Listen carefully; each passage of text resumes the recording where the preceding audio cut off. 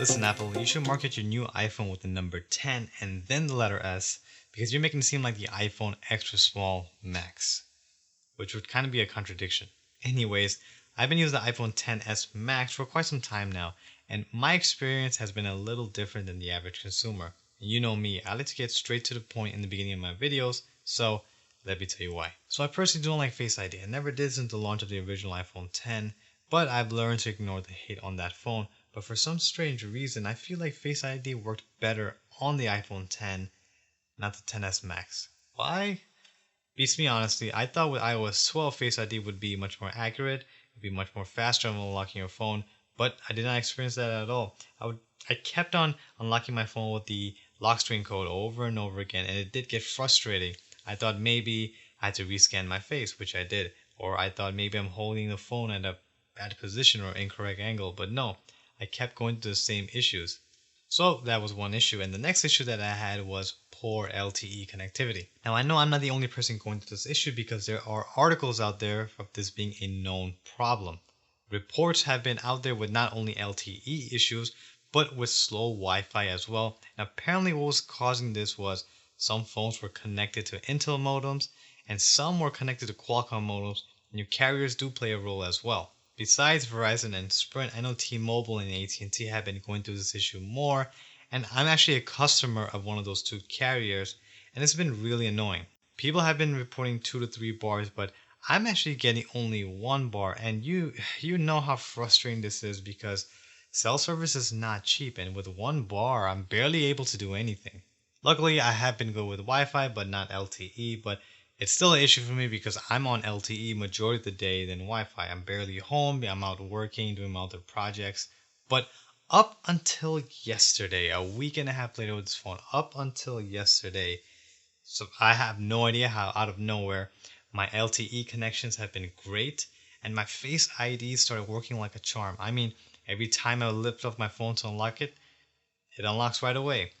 I don't know if Houdini's soul did this. I don't know who did this, but it just started working out of nowhere. It's been working like a charm ever since yesterday. It's been more than 24 hours. It's been working great. I don't know if they sent out an update. I didn't receive any update, but it's been working great. Now, like I said, this is very strange, but personally, I think my phone was going through an issue, but this is something I did want to share with you guys because maybe one of you guys will experience the same issues that I did. But I'm glad it's fixed. It's working like a charm, as I said. And with that out of the way, let's get on to the good stuff. Now, what you are getting on the XS Max is a small body with a large 6.5-inch screen. The display is OLED just like the iPhone X, something that they should consider bringing with the XR, but that's none of my business. But it's a beautiful screen though. And as you can see, that Forsaken notch is back, but this is something that we see in other smartphones as well. Everything larger on a phone just seems to be more enjoyable, and that plays into factor with gaming and watching videos.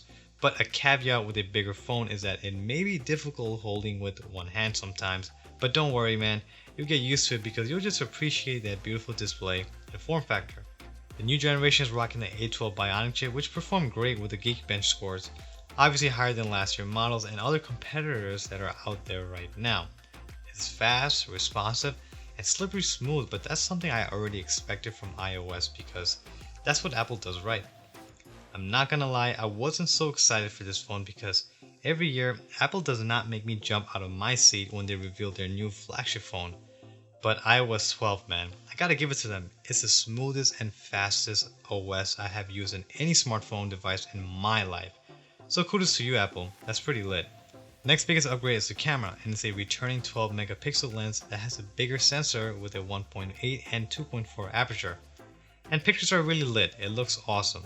I really appreciate the auto HDR in the lens because colors are more poppin' and vivid. Now, low light photos surprise me because it's something Apple has been lacking for quite some time now, and I just love how the phone can blend the darkness into the light in almost a perfect way, making it look like a pretty nice shot. This showed me that yes, this is the best camera on an iPhone yet, but I still think low light photos, you just gotta give it to the S9 Plus. It's what Samsung does right, but I still really appreciated the improvement with low light photos. And portrait mode has this new feature where you can control the bokeh or background blur, something Samsung had with their live focus, but it seemed to be better and smoother on the iPhone. You have your returning slow-mo videos on 1080p up to 240 frames and 4K recording up to 60 frames, which is something we've seen on last gen's model. And last but not least, front-facing camera seems to be a little strange because the texture on my skin does look smooth, and I'm talking about really smooth. You can't even see my blemishes, so it kind of makes it an unnatural look. And I'm also loving that fast smooth shutter speed, fastest I've probably seen on a smartphone yet. So keep it up, Apple. Now you have the same build from the iPhone X, a glass body with metal frames, but this time they added a different color, which would be the gold variant. And it did seem a little pink, but very subtle, and I wasn't still feeling it. So I went with the white model instead, and the glass chassis means a wireless charger is also enabled on this phone, but it takes forever for a full charge. And I'm talking about more than 2 hours. Now speaking of charge, there isn't a fast charge adapter included, which is extremely upsetting for me because it's a high-end flagship device from Apple. But other than that, battery was great. I'm still getting about a full day of charge with approximately 4.5 hours of on-screen time, and also surprisingly, the phone didn't get hot either, with certain apps and videos draining the battery, which is something I personally had an issue with the original iPhone X. The Max features stereo speakers and they are loud and clear, and surprisingly louder than my S9 Plus, which kind of shocked me, and this is a necessity. This is something that you must have on a big phone. It wouldn't make sense to have a large display with low sounding speakers, so Apple did that right as well. So with what was said in the beginning of this video, yes, it was a frustrating experience to go through bad LTE connections wherever it was and inaccurate Face ID for about a week and a half. But like I said, up until yesterday it started working fine, no updates were sent out, and I'm still confused till this day why this happened. But I'm glad it's fixed because it's working great, everything is fine. If you have an iPhone X, stick with it. Upgrade to iOS 12 if you haven't.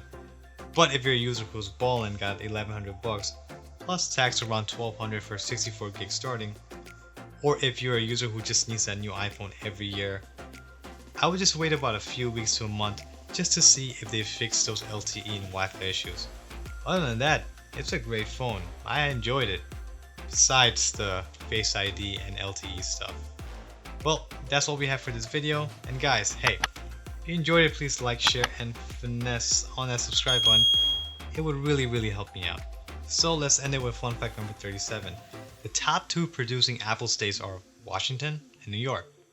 And I live in one of those states. It's pretty awesome. Thank you for watching. I'm Zashak. Stay tech strong, and deuces.